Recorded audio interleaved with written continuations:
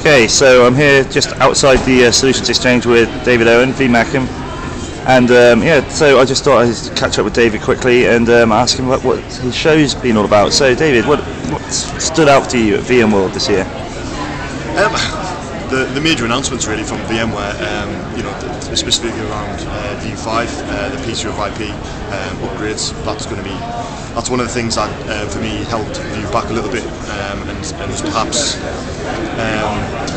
one of those things that was a misconception in the industry, that it was worse than what it was. But now I don't think that anyone can really argue with that. I'm quite looking forward to get my hands on it and see if it is a lot better. For me as a solutions provider, the UC integration with Vue is very important for me. We sell a lot of UC, and we also sell VDI, and at the moment we haven't had anything that we can integrate those two together with.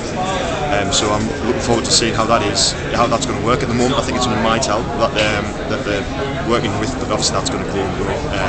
It's only a matter of time before the likes of Cisco and the other vendors get in there.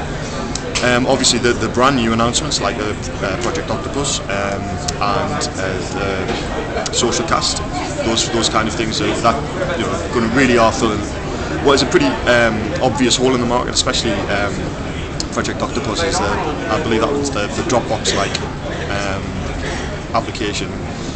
You know, it's interesting. There was a few times in different sessions and things, a lot of people said, "Oh, how many times do you use Dropbox to store files?" and the likes of that, and everyone, hands up, and I do as well. And it ends up being, you end up being work related, and then you end up relying on it. Yeah. And it's just been one of those things that, for me, it's such an obvious business need that's been filled, and VMware ideally placed to do that really, and it's going to fit really well within a desktop stack. And if that's going to be virtual, it's going to be really special. I think Horizon Mobile's got a lot of legs. Being able to have one device for work and personal, that's definitely going to be helping me out. I've got two phones I carry around with me all the time, and it's a nightmare.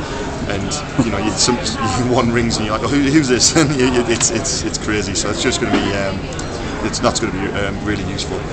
Looking around at all the different solution providers, I quite like obviously PhD, what they've got coming out in their new version 5.3. They've got some really good new features coming as well. So maybe they can start making a few more waves in the backup read. We're definitely trying to make waves. Yeah. Definitely. I also liked. I think VM Turbo, we had a quick look at that yesterday. I think that's going to be quite important in the solution, maybe in the more in the service provider space, in actually being able to give a little bit more than what DRS can give you in actually visually telling you what machines need to be moved where, if you need any more servers, things like that. So, I've got a million more to look around today. I've got a huge list of things. I think Cisco as well, they stand out with the VXLAN stuff. Obviously that's an integration thing with VMware, but that's also something that, if they can really pull that off. I mean, it's a version 1 at the moment, so if they can pull that off going forward and really make this, it makes the world again so much smaller. If you can vMotion instantly around the world to any data center, that's going to be very powerful. And on the back of that, the announcement that some of the big cloud providers are actually going to be able to link in SRM5. That's an enabler for me for cloud. That a lot of people have cloud problems. A lot of people have issues with. See, I know everyone here. So, yeah. And Andy Sharrock is trying to get his limelight over there. Yeah. So. That's an enabler for me. Cloud it's one of those things. It's like virtualization when it first came out. It's going to take a long time to adopt. Mainly, it's probably going to be test and dev and things like that.